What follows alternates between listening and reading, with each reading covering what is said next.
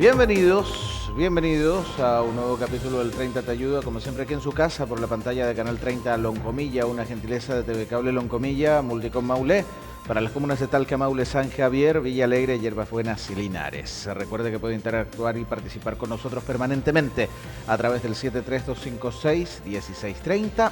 También estamos en el WhatsApp, el más 569-6864-8989, en el facebook.com/Canal 30 Oficial y por cierto en la www.canal30.cl. Hoy para hablar de un tema que nos parece muy pertinente en el contexto que estamos viviendo a nivel nacional. El pasado viernes 20 de octubre se inició una fiesta deportiva que es catalogada como la más grande que alguna vez ha organizado nuestro territorio nacional en su historia. Solo comparable, si pudiese ser posible, con la fastuosa instalación y desarrollo del Mundial de Fútbol de 1962. Estamos viviendo los Juegos Panamericanos y Parapanamericanos de Santiago 2023 con disciplinas repartidas en otros puntos del país. La antorcha de los Juegos pasó por la región del Maule, más específicamente por Talca, incentivando lo que significa fortalecer el desarrollo de actividad física y deportiva como un bienestar para todas y todos, más allá de que sean o no profesionales de alguna disciplina, gente que sea entusiasta, gente que vea en el deporte una solución para enfrentar una serie de patologías, complicaciones o lisa y llanamente para mantenerse mucho mejor.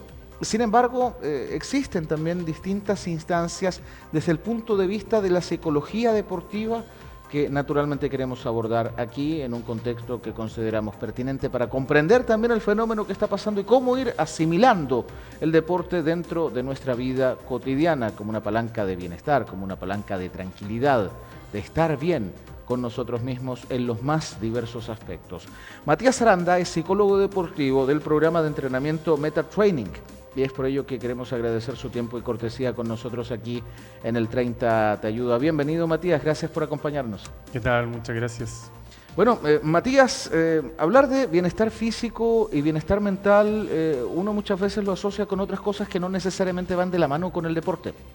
Sin embargo, el deporte de un tiempo a esta parte y sobre todo luego del desconfinamiento por la pandemia del COVID-19, porque indefectiblemente hay un antes y un después, viene a ser una suerte de parámetro que contribuye, entendiendo que diversas afecciones psicoemocionales quedaron en evidencia, afloraron durante el confinamiento. ¿Cómo se enfrenta el trabajo desde el punto de vista del impacto de la psicología deportiva? ¿Cómo esta serie de situaciones que van más allá de lo físico pueden contribuir a mejorar nuestra calidad de vida en la integralidad de la persona? Porque estamos hablando de ese nivel, ¿no? Sí, claro, la psicología deportiva busca efectivamente poder potenciar el bienestar de las personas y también del rendimiento deportivo. Y en eso la práctica del deporte, claramente índices de liberación de dopamina, de endorfina, y claro, la práctica de ejercicio, ya sea de manera constante, ojalá lo más regular posible, claramente debiese reportar bienestar tanto en la sensación de ánimo, liberación de energía, mejora el sueño, mejora también todo el tema digestivo, junto con la ingesta obviamente de líquido y también de alimentos más saludables. ¿Cómo se va trabajando, entendiendo que la psicología deportiva puede aplicarse a nivel de alta competencia, como también de quienes recién están dando sus primeros pasos o realizan actividad física y deportiva cuando pueden? Sí, en eso la psicología deportiva tiene un campo bastante amplio, tanto en el bienestar en general para las personas que practican deporte y en el tema de la competencia han ido desarrollando y se han ido probando, sobre todo herramientas de entrenamiento mental y emocional, como es la visualización, la activación, la planificación de rutinas, el establecimiento de metas, el autodiálogo positivo. En eso es bien interesante ver cómo los deportistas chilenos, que son los que son más entrevistados, han ido reportando después de las competencias, por ejemplo, Martín Vidaurre en el mountain bike, que señalaba estar bastante triste y como dolido por no haber logrado el oro. Y junto con eso inmediatamente dice, ay Martín, para rato, vamos para adelante. Es decir, él tiene un entrenamiento mental que yo creo que, bueno, por algo está compitiendo fuera de Chile hace ya bastante tiempo. Fue durante 3 años campeón del mundo en su categoría sub-23 en el mountain bike. Y al otro día estaba entrenando. el otro día estaba entrenando porque compite este fin de semana en el ciclismo de ruta, entonces hay personas, deportistas y también personas en la vida cotidiana que han ido avanzando en el entrenamiento mental y claramente eso reporta beneficios positivos. Eso en el fondo es como una suerte de autoarenga, si lo pudiésemos calificar de esa manera, pues, entendiendo que bueno, la arenga forma parte de los grandes equipos deportivos. Lo hemos visto también graficado en el haka, en algunas disciplinas de otras naciones como Nueva Zelanda. Pero particularmente, ¿cómo se puede ir fortaleciendo y trabajando? Hemos visto también un recorrido que nos han mostrado los medios oficiales de los Juegos Panamericanos y Panamericanos, de que muchos participantes, muchos atletas de los casi 9.000 presentes en el país, tienen mensajes motivacionales, escritos muchos de ellos de su puño y letra, adosados a los muros de sus departamentos, y que son justamente la cuota de inspiración, esas claves, cómo se puede llegar a esos elementos que permiten inspirar y poder alcanzar una meta que puede parecer distante, pero que es un logro que depende mucho de sus capacidades. ¿Cómo se va trabajando eso? Eso se corresponde a la estrategia del autodiálogo estratégico positivo, que lo que busca es justamente buscar palabras cortas y frases muy cortas que son de cada uno y que uno las ha entrenado y ha ocupado antes y que son de alguna manera aquellas que le permiten concentrarse y mantenerse con el foco en el rendimiento. Un ejemplo notable de eso es Nadal, el tenista que uno dice que está lleno de tics y de muchas cosas, que no pisa las líneas, que las botellas de agua, que los vasos, que te toca todo el cuerpo antes de sacar. Y en el taller que vamos a realizar en el fin de semana en Puerto Montt, ahí profundizamos un poco más, pero básicamente lo que él dice son maneras, son pensamientos que me permiten no escuchar las voces que voy a perder y más aún las voces peligrosas que me dicen que voy a ganar. Entonces de esa manera la mente está concentrada en esta rutina, en esta frase inspiradora y impide que ingresen frases más negativas, que el miedo también empiece a colarse, porque nuestro cerebro está preocupado de sobrevivir, de llegar al final del día con vida. No le interesa competir, no le interesa que lo saquen de esa zona de confort, entonces por eso nos cuesta tanto competir.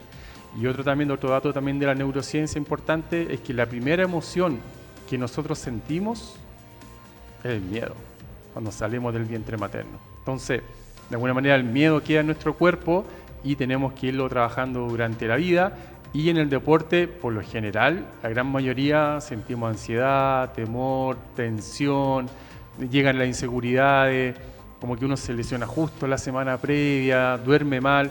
Hay una encuesta del Comité Olímpico hecha el año pasado a 600 niños que ya empieza a competir, debiese manejar esta herramienta, porque de esa manera va a llegar totalmente tranquilo y seguro, como uno ve que algunos deportistas se desempeñan de una manera, tú decís, no está nervioso, están a punto de perder un set, saca igual. Ayer los primos Grimal mostraron una experiencia, una solidez que uno dice, estos están, bueno, años compitiendo al máximo nivel, entonces la experiencia es importante y junto con eso el entrenamiento. Esto no se logra de un día para otro y tampoco que las frases no son prestadas. La otra vez le decía a una chiquilla Linares, ella estaba haciendo preparación física, yo estaba haciendo abdominales y me decía, dígame una frase motivadora. Yo me he callado y después le dije, tienen que ser tuyas. Nadie más te puede prestar una frase. Yo en lo personal que practico triatlón tengo frases para la natación, para el ciclismo y para el trote. Y también otras frases cuando empiezo con fatiga, cuando me da un calambre, cuando me desconcentro. Entonces son pequeñas palabras, puede ser sube en el tenis, sube a la malla. Hay tenistas que en las muñequeras se colocan, me contaban una M, que era muévete. Entonces cada vez que se sentaban en el cambio de lado, muévete, listo. Entonces, y también no pueden ser tan largas ni tantas, porque si no al final uno se enreda y no termina ejecutando de buena manera. ¿Cómo podemos aplicar las distintas herramientas de la psicología deportiva en la vida cotidiana? Entendiendo que hay ramas de la psicología que también están enfocadas en la vida cotidiana y comprendiendo además una situación que quedó en evidencia, nuevamente me baso en lo ocurrido durante el confinamiento, de que la salud mental, al menos en el país, sigue siendo una de las grandes deudas para las comunidades y su acceso también está económicamente prohibido para un importante segmento de la población, dando a entender una serie de carencias que venimos arrastrando por factores culturales a nivel familiar, algún emplazamiento, considerando las altas tasas de ruralidad o de analfabetismo como una región como la nuestra, lo que en el fondo va redundando en que muchos problemas uno se los comienza a echar en la mochila, por decirlo vulgarmente, pero terminan reventando en algún momento de la vida. ¿Cómo podemos ir evaluando todos estos elementos del contexto para poder ir asimilando también ese rescate de equilibrio que nos propone la psicología deportiva? Yo creo que en eso es importante, bueno, primero conocerse o hacer un esfuerzo por tomar conciencia cómo estoy, qué siento. Nuestro repertorio emocional es bastante limitado, escaso. En eso en la mañana conversamos en una radio que las mujeres tienen bastante más palabras para reconocer lo que les pasa. Nos acordamos de Martina Bail cuando no fue inscrita a los 200 metros en el Mundial. Ella rápidamente reconoció rabia, frustración, shock, desilusión, decepción, así nombró 7 emociones que dice uno como hombre por ejemplo dice pésimo, mal, no dice mal. Entonces primero reconocer cómo estoy, qué necesito y luego, bueno, yo creo que buscar en internet. Me ha pasado que yo también me quiero ir formando, por ejemplo, la técnica del mindfulness, que es la meditación, la conciencia corporal, la respiración, que es muy simple. De hecho, fue introducida en la NBA en los años 90, porque la verdad es que los jugadores estaban bien colapsados, con crisis de pánico, mucho estrés por la presión de rendir. Entonces, eso puede ser una buena. En internet hay cursos incluso gratuitos, personas que lo hacen también en Instagram. El otro ya, acercarse directamente a profesionales del mundo de la psicología, tanto clínica como deportiva. Y poco a poco, junto con empezar a hacer alguna actividad física, ya caminar. Es decir, nuestro cuerpo fue diseñado para moverse. Es decir, nuestro cuerpo está diseñado, alguna vez en clase de antropología veíamos que creo que son 6 horas en bicicleta, a ritmo muy tranquilo, cualquier persona debiese sostenerla. Y caminar, nuestros antepasados caminaban miles y miles de kilómetros y por eso uno entiende cómo es posible que hay personas que se inscriben en ultramaratones y en ultradistancia, y en Chile se están haciendo carreras de ciclismo de 1000 kilómetros en 4 días sin dormir. Entonces, ¿cómo llegan a eso? Años, preparación, entrenamiento. Entonces, por eso también uno entiende por qué hay chilenos que le va tan bien afuera, porque genéticamente ya está comprobado que somos iguales. Lo que sí nos falta es justamente, a rato son condiciones de entrenamiento, personas capacitadas, tener todas las herramientas, pero cada vez más la parte mental y emocional está marcando la diferencia. De hecho, está comprobado que deportistas en la misma condición de física, táctica y técnica, el factor mental es lo que marca la diferencia. O sea, puede ser un poco del medio ambiente donde se desenvuelven habitualmente lo que podría afectar también este rendimiento que los obliga a muchos a buscar alguna ayuda en el extranjero o a triunfar también en el extranjero y no dentro de nuestro territorio nacional, por ejemplo, Martín. Es decir, el medio chileno tiene en algunos deportes un nivel bastante destacado, quizás en algunas disciplinas más individuales, no tanto quizás las colectivas, pero claramente en algún momento hay que salir a competir afuera porque hay disciplinas que en el fondo los mejores están afuera y hay que estar allá todo el tiempo. ¿Cuál es la diferencia entre la psicología deportiva y la psicología tradicional? La principal diferencia es que la psicología deportiva se evoca en aquellas herramientas mentales y emocionales que están asociadas al deporte, a la práctica deportiva y no tanto a los trastornos más tradicionales como puede ser una depresión, puede ser un trastorno de personalidad más complicado, más clínico, que requiere tratamiento, que requiere psiquiatra. Son más bien herramientas para potenciar el rendimiento, potenciar el bienestar. Y lo otro importante que son herramientas muy específicas y acotadas que las personas, la medida que las van utilizando, las van incorporando y las van haciendo suyas. Es decir, yo no me considero nada del otro mundo para poder lograr en 2 años sacar adelante un triatlón que tuve dificultades en el nado. Estuve practicando, visualizando muchas veces. Hay un nadador español que ganó en Pekín siendo ciego él, contra un chino que era el favorito y habían 20.000 personas apoyando al chino. Y bueno, está la entrevista en YouTube, en este ciclo de conferencias del BBVA, y él dice que visualizó 16.000 veces la carrera. Entonces, con ese nivel de visualización, su cuerpo sabía perfectamente lo que tenía que hacer en los 100 metros mariposa en este caso.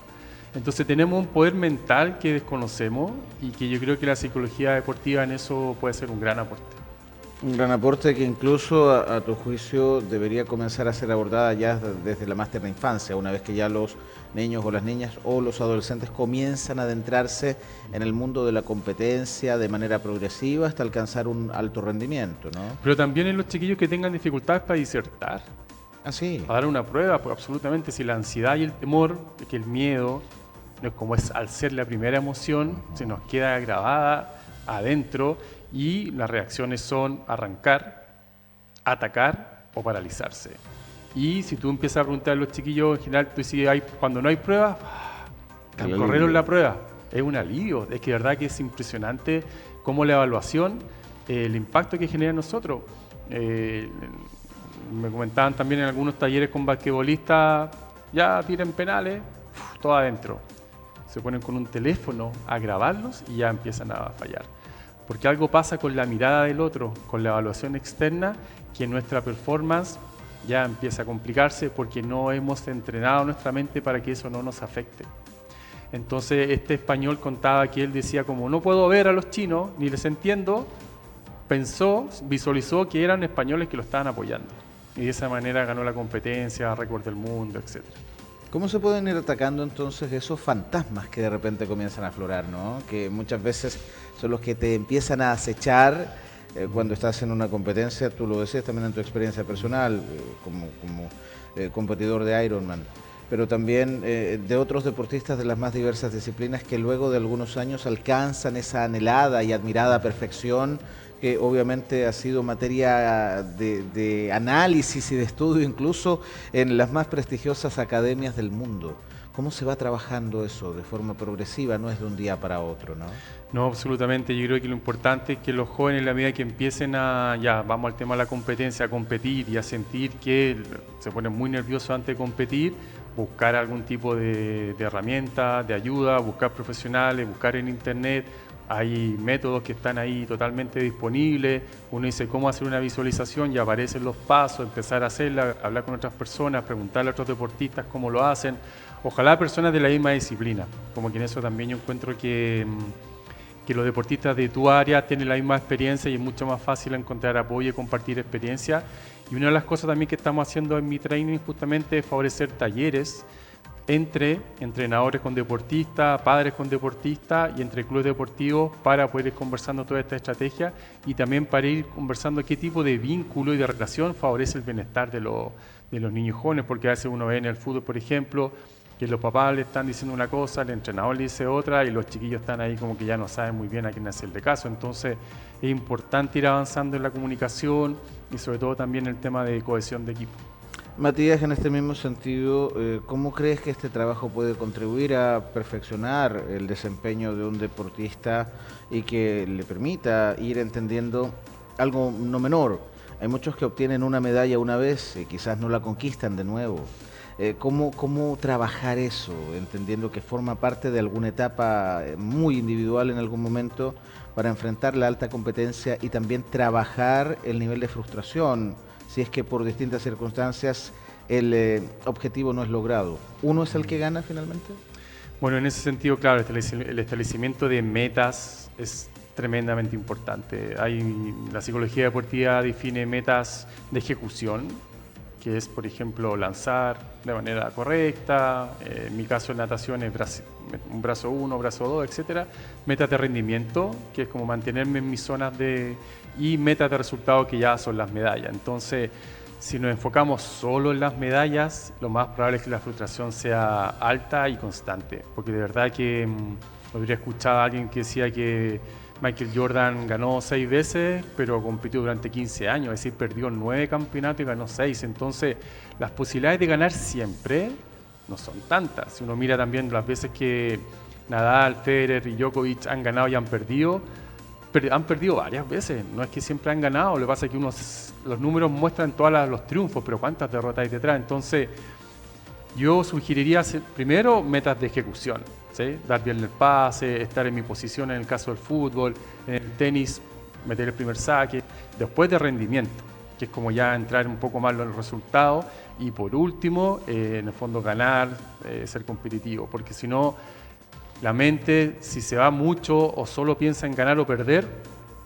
está liquidada. Porque justamente ahí entra el temor a perder, que se dice, esta persona tiene miedo a perder y ya se desconcentra y lo más probable es que pierda. Sí, claro, porque hay deportes más individuales, ¿no? Donde hay 30, 40, 50, 60 competidores, uno solo es el que gana. Entonces eso también lleva a trabajar esa fortaleza mental, tanto a nivel personal, del propio o la propia deportista, como también de su entrenador muchas veces, ¿no?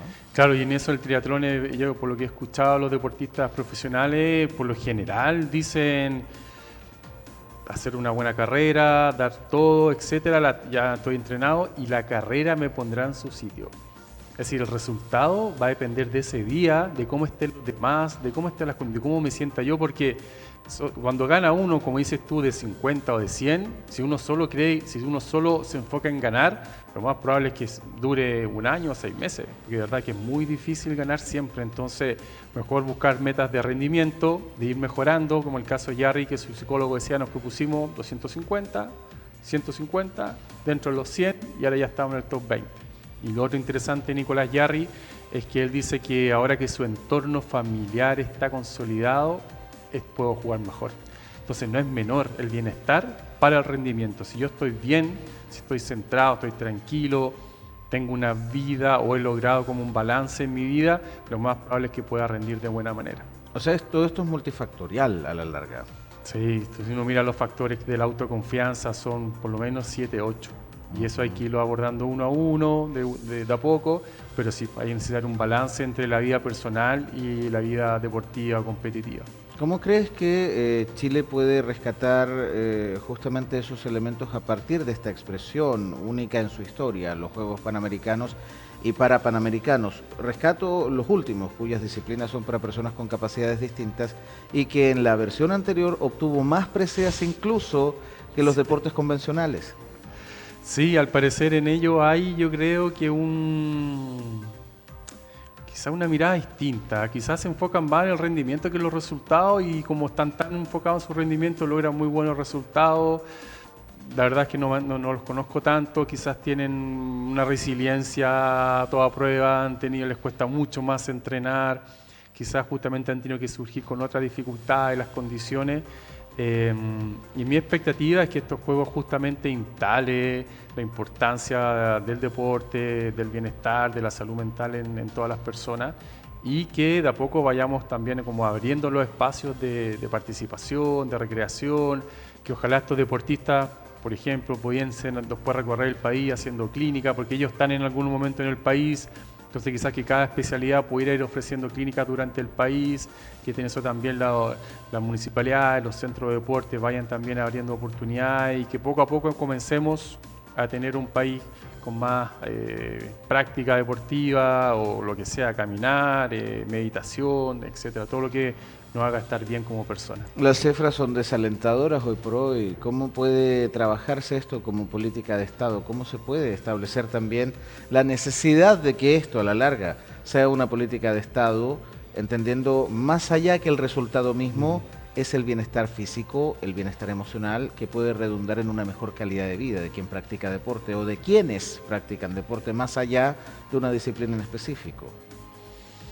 Mira, se me ocurre que yo quizás propondría como un trabajo intersectorial, claro, entre el Ministerio de Salud, el Ministerio del Deporte, las didecos de las municipalidades, como que quizás debiesen crearse o debiésemos crear mesas de trabajo para ir viendo cómo nos potenciamos juntos, más que cada uno por su lado. Matías, bueno, y para ti, ¿qué ha significado esta experiencia? Porque tú como deportista también te has adentrado en el mundo de la psicología deportiva.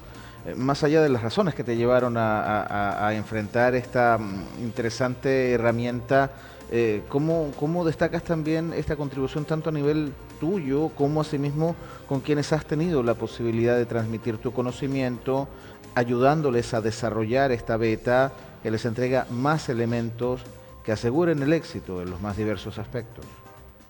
Bueno, a mí el deporte desde chico me inculcaron mis papás, en el red del tenis, después en el colegio el fútbol, siempre me ha gustado, lo paso bien, me entretengo, he hecho amigos, hay un bienestar en el deporte que lo practico. Luego ya en el triatlón con un poco de dificultad y ahí tuve que ir a la psicología deportiva a buscar esta herramienta Y yo creo que en definitiva el deporte se conecta con una energía positiva que es bastante contagiosa. Como escuchaba a las personas que salían de la inauguración de los Juegos, como que el deporte está como en otra frecuencia. En general uno se ve como pares, parte de una competencia, estamos todos aquí cagados de susto, somos todos iguales, da lo mismo tu profesión, tu sueldo, si eres chileno, de qué comuna, de qué región, de qué colegio, de qué universidad. Es decir, el deporte como que equipara, empareja un poco las relaciones humanas. Yo creo que eso es algo muy positivo. Y lo otro es que, claro, yo creo que trae un bienestar que... Leí un reportaje acerca del impacto del tema del agua fría versus la cocaína y es el mismo nivel de dopamina que genera. Entonces creo que hay cierto beneficio y también cierto placer y disfrute en el deporte, que claro, lamentablemente en eso la droga lo presenta con efectos tremendamente dañinos. Y debiésemos, yo creo que poco a poco generar espacios como para los niños que prueben muchos deportes, que exploren, que prueben deportes con oponentes, sin oponentes, en equipo, individual. En eso los colegios y también las comunas, en el caso de San Javier me contaban que tienen 19 disciplinas, no es menor. Entonces creo que en eso hemos avanzado bastante, están las disciplinas y ahora tenemos que ver cómo vamos acercando a los niños, a los jóvenes, a cada una de ellas. Aquellos deportistas que han persistido, que no han logrado el éxito todavía, ¿cuáles podrían ser aquellos tips que tú sugerirías a poder considerar, a poder rescatar y que pueden ayudar en esta tarea, ¿no?, de lograr el éxito más allá de un triunfo específico, sino que es la integralidad del conjunto, ¿no? Yo creo que partiría por primero cómo te sientes hoy día, si estás bien físicamente, qué quieres lograr de aquí a 3 meses, 6 meses, un año, metas cortas, realistas, que puedas alcanzar, porque el impacto de lograr una meta, que quizás puede ser terminar dentro de los 50 primeros, en mi caso en el triatlón es terminar lo más arriba posible en mi categoría, ese impacto es tremendo, uno termina con una energía impresionante. Entonces, cada vez más breve, más acotado, poco a poco, siempre cuidando el cuerpo, cuidando la mente, evitando el estrés, la sobrecarga, que en el fondo ir equilibrando siempre el bienestar con los resultados y con el rendimiento. ¿En qué consiste el programa de entrenamiento MetaTraining que tú estás desarrollando? ¿Cómo lo has ido abordando y cuáles son algunas de sus funcionalidades, si las pudiésemos calificar? Lo primero que hacemos es partir con una evaluación de diagnóstico en donde vemos cómo se encuentran estas 5 habilidades en los deportistas o en un equipo deportivo y luego a partir de esa mirada definimos entonces un proceso de 5 semanas donde vamos trabajando cada una de estas 5 habilidades psicológicas para terminar con una evaluación y con una proyección en donde vamos constantemente preguntándole a los jóvenes cómo le ha ido con la herramienta, si la ha podido utilizar, teniendo feedback de ellos, vamos ajustando en eso el proceso. Y una de las cosas más importantes, creo yo, es cuánto uno cree que esto le puede servir. Hay un tema de creencia a la base. Si uno cree que esto no sirve o que no voy a ser capaz de incorporarlo, de aprenderla, la verdad es que las posibilidades de mejora no son muchas. Si uno cree que es capaz de aprender siempre, de que puede mejorar, aunque sea un poquito, lo más probable es que pueda ir en una curva más bien ascendente y lograr algún día los resultados. En mi caso, el triatlón es clasificar a un mundial.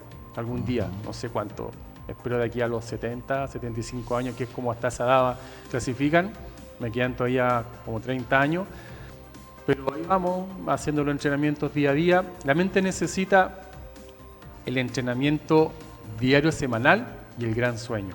Uno está constantemente en esos dos movimientos. ¿Qué tengo que hacer hoy día? En mi caso hoy día tenía que trotar, mañana voy a nadar, después hago bici.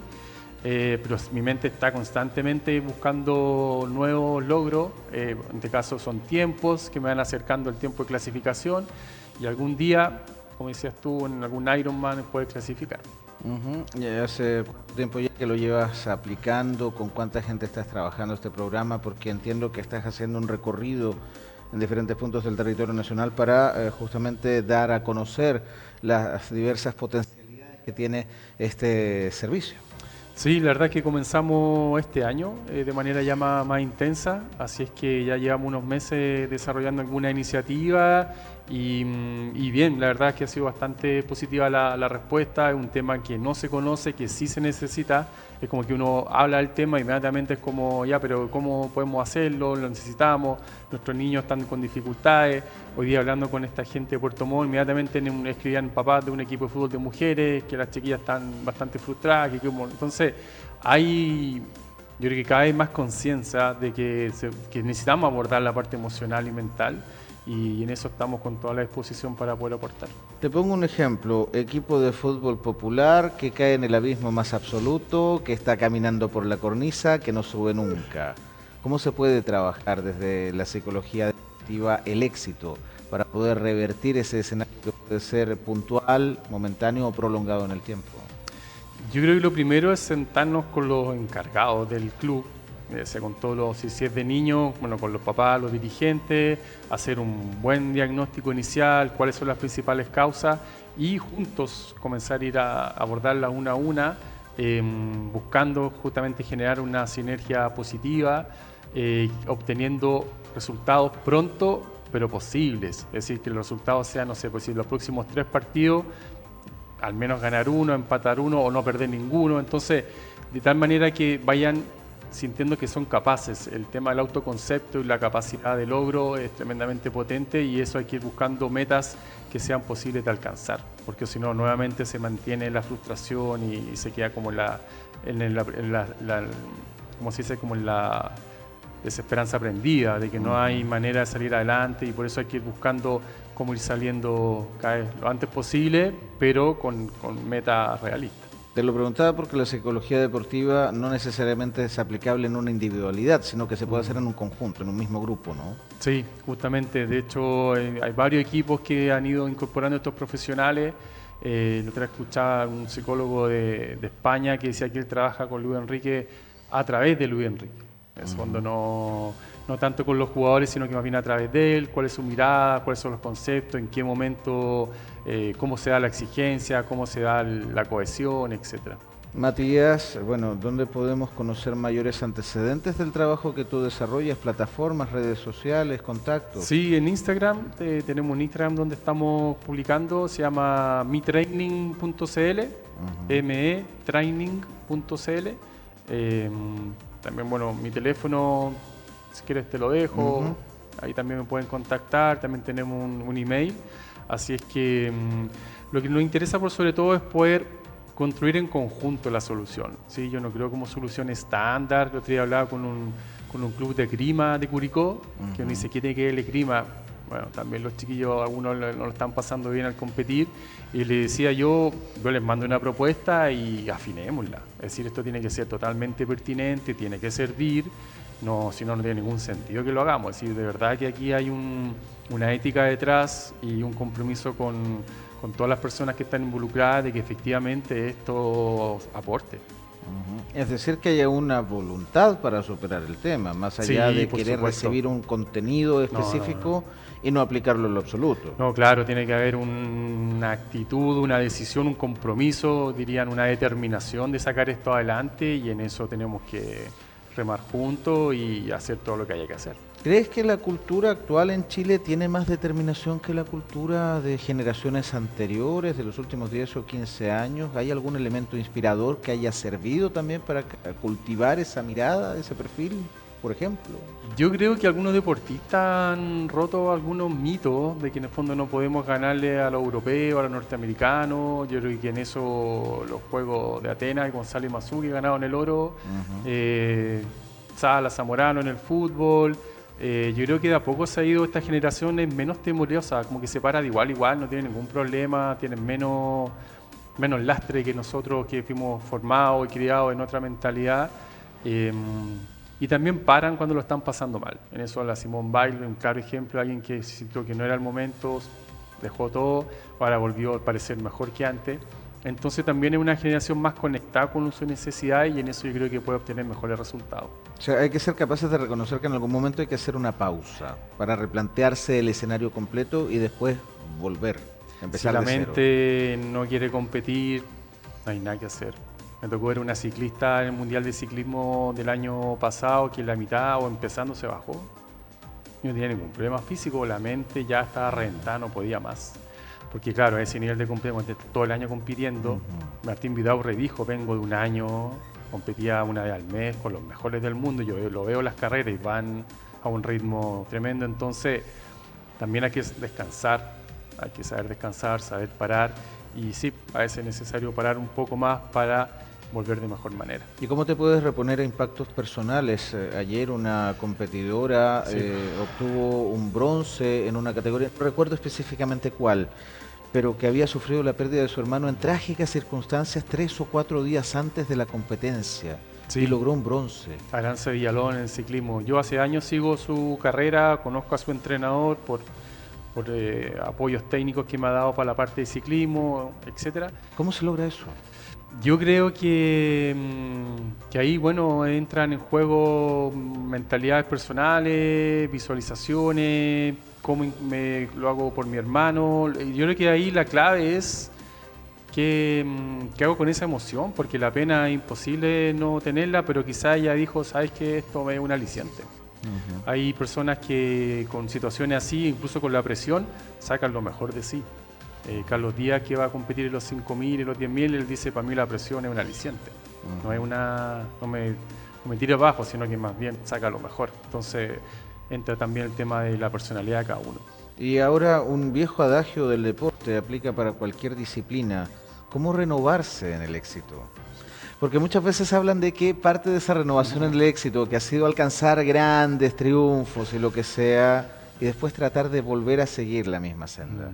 ¿Cómo se va trabajando eso desde el punto de vista emocional para que no se convierta en algo que termine siendo desagradable y que te lleve, como por ejemplo el caso de esa deportista que en plena competencia optó por bajarse de la bicicleta porque la presión mental era mucho más fuerte? Yo creo que es clave estar siempre conectado con uno. Si hay deseo o no hay deseo de competir, porque quizás tú dices, ¿sabes qué? No tengo... El otro día vi un español que dicen, ya no me apetece hacer Ironman. Me cansé, porque hay que entrenar harto. Sí. Entonces, en el fondo, yo creo que ir siguiendo más que el cuerpo, hay que seguir lo que la mente quiere hacer.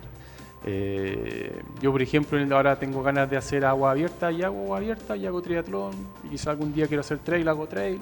En el caso de los que están compitiendo, quizás de repente cambiar de tipo de carrera, dependiendo de qué quieres lograr. Pues si en el caso de una medalla en los Juegos Olímpicos, bueno, vas a tener que estar varios años dándole a eso, pero yo creo que nunca dejar de escucharse y hacerse caso. La sabiduría interior, que a veces, sobre todo los hombres, nos cuesta como hacerle caso, que es como la guata que le dicen. Si uno le hace caso, pocas veces se va a equivocar. Porque ahí creo que está la sabiduría que te dice, anda y hazlo, trata de disfrutarlo, o sabes que mejor no vayas porque está haciendo demasiado difícil esto, en otro momento, anda con otra expectativa, decide la última hora. A mí, por ejemplo, me ayuda como me voy sintiendo, y si no voy no pasa nada. Pero la verdad es que a nadie le importa si uno va o no va a una competencia, sino que solo a uno, con sus fantasmas internos. Entonces, hacerle caso al corazón, a la mente, y yo creo que por ahí podemos estar cada vez mejor. O sea, escuchar un poquito la intuición, sí. La guata que se dice. Sí. ¿No? Sí. Es fundamental. Fundamental. Matías, gracias por este valioso tiempo con el 30 Te Ayuda, y esperamos también que algunos de los conceptos abordados aquí también puedan ser útiles para que la ciudadanía en su conjunto, en los más diversos ámbitos, incluso al margen de lo deportivo, también puedan aplicarlos para la vida cotidiana y tener una mejor calidad en su integralidad, que en el fondo es lo que se pretende, es lo que se busca, ¿no? Así es, muchas gracias a ustedes por la invitación, y sí, pues esperamos que esto les sirva a la comunidad, y aquí estamos para lo que necesiten. Psicólogo deportivo del programa de entrenamiento Mira Training, como es el caso de Matías Aranda, que nos acompañó hoy en nuestro programa El 30 Te Ayuda, sus redes sociales para que los puedas seguir, y por cierto, también ocupar todos estos elementos que pueden ser muy útiles para nuestra vida diaria. La pausa, ya seguimos con más del 30 Te Ayuda, hasta las 5.